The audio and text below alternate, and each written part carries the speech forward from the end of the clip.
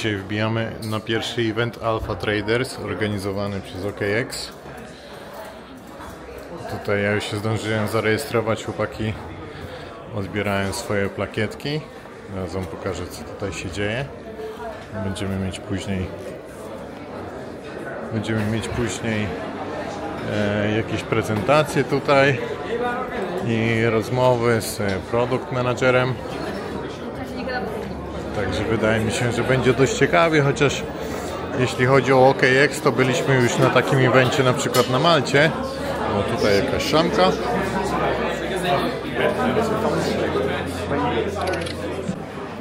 Idę znaleźć tu moich chłopaków, bo już się gdzieś... A, są, dobra, widzę ich. Tutaj ten pan, Mr. Makłowicz i nasz Kubuś. Chłopaki z Polski, Makłowicze i inni. Witamy Was na evencie OKX. Zobaczcie, tutaj macie tetery, alfa tradery, wallety, wszystko tutaj znajdziecie. Alfa tradery. Jakie ładne panie tutaj są. No super. Nice. Jeszcze ich nie znamy, ale mam nadzieję, że dzisiaj poznamy. Tutaj spotkaliśmy jednego z naszych kolegów z OKX-a. To empower professional traders like you. We specifically invested in the UAE and the community of the UAE, given how big this community has been for crypto in general. Our vision is to give serious market players the edge that they need. This is again where Dubai has been, and the UAE specifically has been so forward thinking, developing a regulatory model that just simply works. Actually acquire the market share through different approach. I think OKX as an exchange, we rely on our product innovation and also building the most best experience product to acquire our market share. So to summarize, I think we mainly have three unique strengths and advantage. I think the first one is the best exchange and trading system infra. I think we are the first one or two exchange to build the first unified account trading system. So which let you to trade different instruments in one account. And if you do some data neutral strategy, it's very capital efficiency. And also in this unified account trading system, we offer different mode for different type of users. For example, we have the spot mode, which allow you to do the simple spot and margin trading. I think it's very convenient and easy to use for the retail user. And we also have the derivative mode, which allow you to trade, perpetual swap, futures, options, and so on. And we also have the advanced mode, which allow you to calculate all the different currency into USD and serve as the collateral for your whole position. And we support the P&L set for your different positions. And we also have the portfolio margin mode, which allow you to do the risk offset. I think this is very helpful for the institution clients. So I think that's the first point, the best infra in this industry. And secondly, based on this infra, we build a lot of tools for the traders along the whole trading journey. We actually divide the trading journey into three phases: pre-trade, trade, and post-trade. So for pre-trade, I think there are many different type of traders, different type of trading methodology. Some of you may rely on technical analysis. Some of you actually do micro analysis. Some of the retail, they follow the KOLs to do their financial decisions. I have a question for you. First question is, when you hear the conversation around Bitcoin markets, Bitcoin being the foundational layer of our markets, what's the behavior you can tell us about that you're seeing on your side of the house? Yeah, definitely. I think Tether, as being a pioneer also in Bitcoin adoption, and actually that was always our ultimate goal. We, from the beginning, let's say thanks to Paolo Ardoino, the CEO of Tether, but also Giancarlo, I think they always have seen USDT as a bridge towards Bitcoin. Bitcoin technology as, let's say, people think that they have some limitation, but these limitations are embedded for a good reason into the Bitcoin code. USDT is really simple to understand and became the digital dollar organically. Tether, I was actually talking with someone from OKX before, saying didn't have a marketing guy until late 2021. So it's like we were a few people in Tether, and when a product is so good, let's say, it doesn't need too much push and too much kind of marketing budget and business development. I was many times going to countries full of Tether logos, and I've never been there myself before. So it was really interesting. I think when it comes to trading and payment, to touch upon your question, it really depends on the different geographies. Turkish market is one of the most amazing market, I think, in the world for USDT, for Tether. And Tether has, I think, one person in Turkey for now, and we just started maybe 6 months ago, 1 year ago. So we didn't do much, but the Turkish market is crazy. I think the Turkish lira USDT pair makes $1.5 billion every day, like these kind of numbers. Maybe you know better than me, but this is what I was told.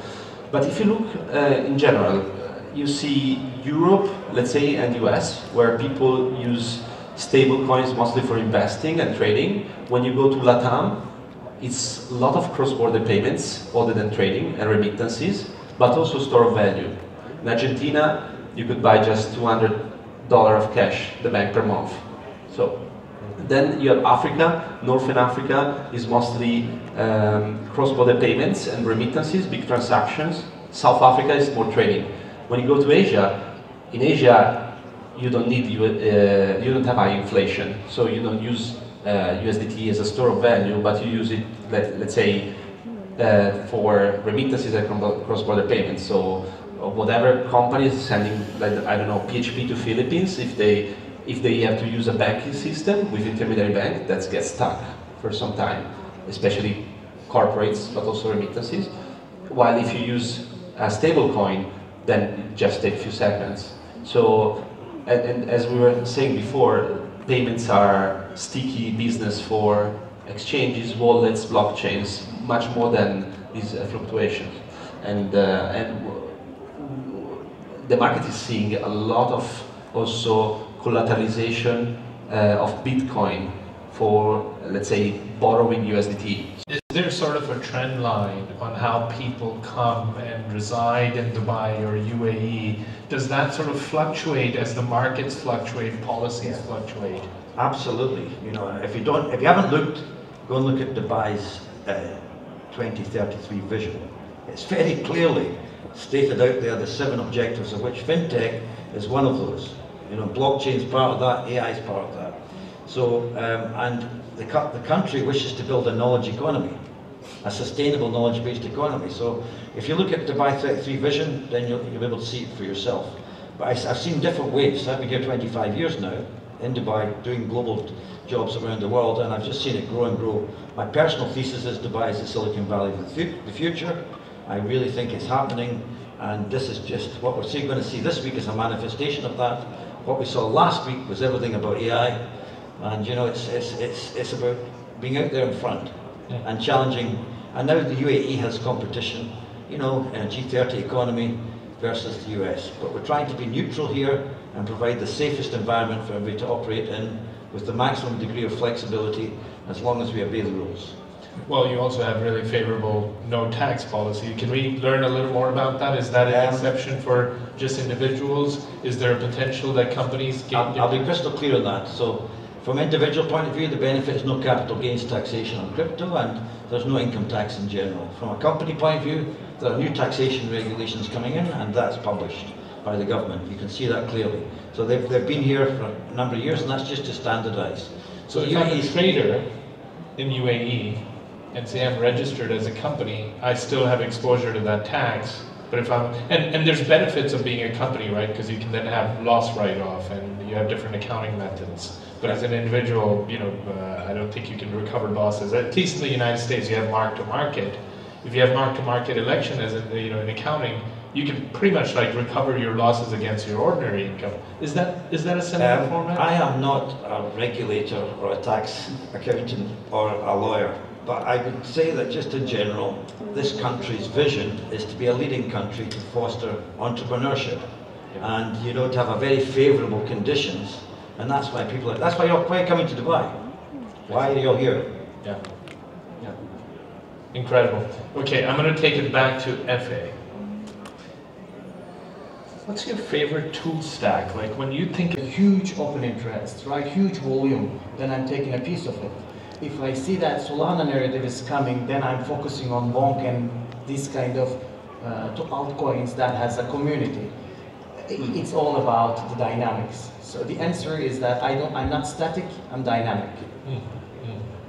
Please. So, you know, I came to Dubai, I was working for Cisco building out the internet infrastructure in 1990. And I remember trading in equities on dial-up internet access back then.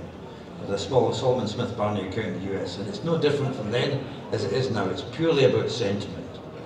It's all about the sentiment. And that covers everything that we're talking about. So really what I hear from you, Effie, it's all about how you feel. About your inner feelings with the connectivity of the markets, right? That sentiment.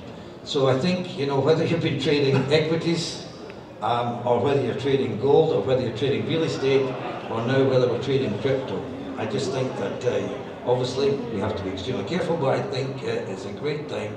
This is my personal point of view, it's going to be a great time for Bitcoin. I wait to see the consolidation of the market behind that. It seems simply to me, you know, I saw it with the advent of the internet, consolidation of protocols. I can't help thinking the same thing is going to happen with the number of layer ones that are around in the marketplace. But I am overall extremely bullish on this market in general, and I think regulations will help adoption, and as I said before, institutional adoption, so that there's going to be, the big ones are just going to get bigger, and it's going to be much more difficult for new entrants to enter the market in this cycle.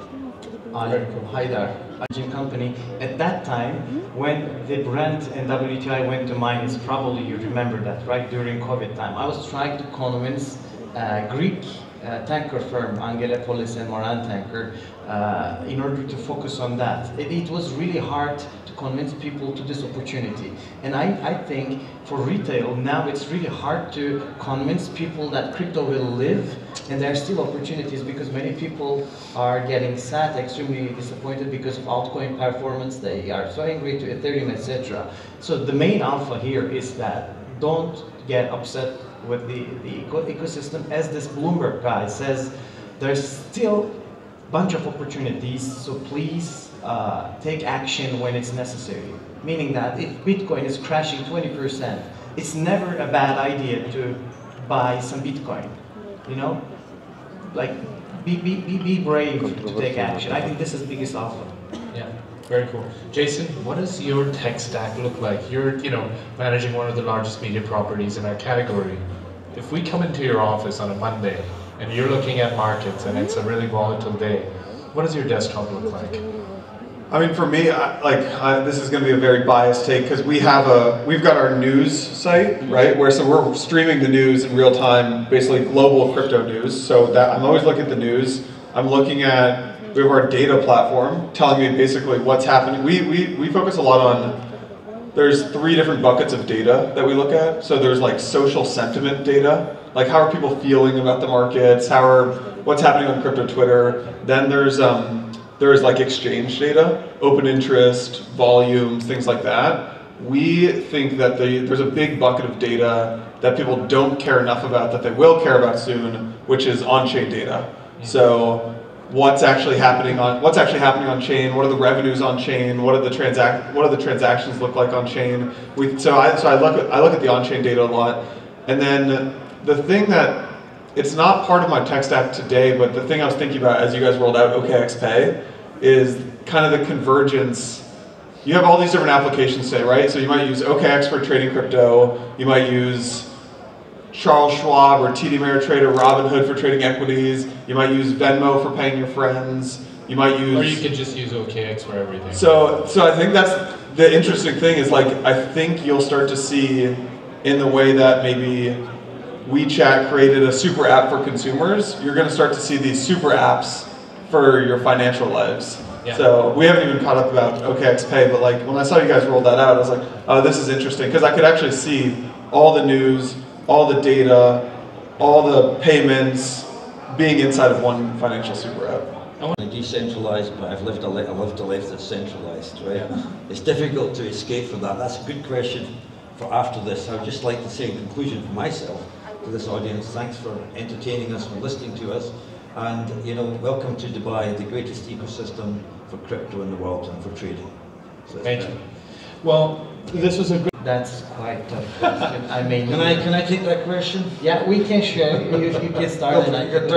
I just don't want to say like he will answer, but Europe has a connected energy system. Great, because I am coming from trading energy, I can answer that. And obviously there are some software related problems, and people like talking negatively about everything, like, hey, this is the end of the world, there will be third world war starting because of that outages. I don't think so. Obviously this kind of news are changing the risk perception heavily, and when risk perception changes, this pushes people towards the safe havens, but really short period of time. I don't think that this will have a major impact on a medium term on Bitcoin pricing. Maybe in short term it will impact like a sell-off because of risk off, but this will be for like a couple days, and it will be like a buying opportunity. As I tell you, Bitcoin is in a range. It will stay probably a couple weeks or month in this range, and then it will break the range and move towards up. This is the only answer that I can give you. I'm sorry I wasn't following the news closely because I was traveling, so hope it helps. Sorry, go ahead please. I think energy has always been important, and there's not been enough investment in energy infrastructure in a lot of countries in the world in the past, especially the modern economies in the last 20, 30 years. So it is about energy, and without energy, we've got to remember that there's still 3 billion people in the world that are not connected. So, without connectivity is up there with food security for most countries in the future. So it's a good place to actually make sure you're going to have connectivity, that's for sure. And for a lot of emerging economies in this part of the world, there's still a lot of people that are not connected. So it just shows you how these things matter. And I think that's why I said, do your own research of what's going to happen with AI in the future, cybersecurity and quantum computing.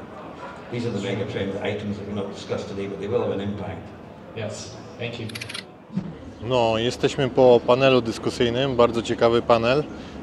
Był tam wiceprezydent Tethera, był też advisor, jak to się nazywało? Dubai Blockchain Center i Blockworks co-founder.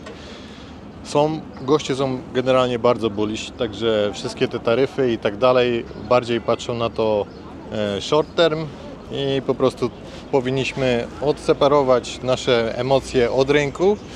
Rozmawiałem tutaj z jednym gościem z OKX-a, ale niestety nie ma autoryzacji, więc nie może się oficjalnie wypowiadać przed kamerą. Jednak jeśli uda mi się kogoś spotkać, kto ma autoryzację, to wydaje mi się, że coś nagramy. Chwilę się tu pokręcimy, może kogoś złapiemy. Hello, I am here with Sam. Sam. Yeah. Sam, could you tell me more about the event? What is happening in here? Yeah, you bet. So, my name's Sam. I head up product marketing for the OKX wallet. It's everything DeFi. But really, the Alpha Traders event is about bringing together traders from all walks of life and people who have some of the foremost strategies and tools out there, and sharing that alpha at this event. So, content is very focused on people who know a lot about trading. And yeah, we're really happy to be here in Dubai and hosting this event because it's a really key market for us. Obviously, we announced our license here not so long ago, and yeah, delighted to be here. We are also very happy to welcome you in Europe back again. We had some break, but we are happy that you are back in Europe. We are open for new cooperations, and we had a quite interesting discussion panel now with Tether Vice President and economists. What's coming next? For OKX? Yeah. Yeah. Well, I mean, I think you mentioned Europe, and our goal is really to establish the strongest local presence we can in key markets around the world, and Europe is a huge part of that. So right now we're really focused on building out strong local teams, ensuring that the products and services that we can offer in those markets are the best you can get at OKX, which will take a little bit of time, right? And then really community building is a big priority, and that's what today is all about. It's about human connections, it's about bringing people together. It's about not just having our OKX hat on, but really thinking about what we can do to move community, the industry forward. And you mentioned the panel with Marco from Tether. We had Jason Yanovitz from Blockworks, Haida, our own CMO, Angus, who heads up the Dubai Blockchain Center. So it's a really great kind of coming together of minds. Really enjoyed that panel. Later on, we're going to go a bit more degen. We're going to talk about on-chain trading and get some insights from the on-chain trading influence. That's the Lamborghinis you can hear in the background. I think that's our panelists turning up. I will show you just in a second. Yeah. We have been attending also the Malta event. Yeah. I don't know if you have been there. I wasn't there. I was in Australia at the Formula One, with Paul McLaren, right? But I heard it was a great event. Yeah, it was a great event. Really, when it comes to community, it looks like you have experience to bringing people. Yeah. I think we're really we have this positioning of being a new alternative, right? And that's really important to us. And I think that really applies to these kind of occasions where we meet people in the real world. It's like we're not focused on just creating some kind of recap video that can go online. We want to make a really great experience that's unforgettable and that people really feel a part of, and then to create lasting relationships. We're not. The reason I love working for OKX, I think we go about doing things the right way. We're not here just for a year or two or to be a flash in the pan. We're here for a long time. Yeah. Okay, thank you very much. Thank you. Enjoy the event. Takie fury tu stoją. Generalnie czuć pieniądz, powiedziałbym. Czuć pieniądz. Tutaj następne. Bidy tu nie ma,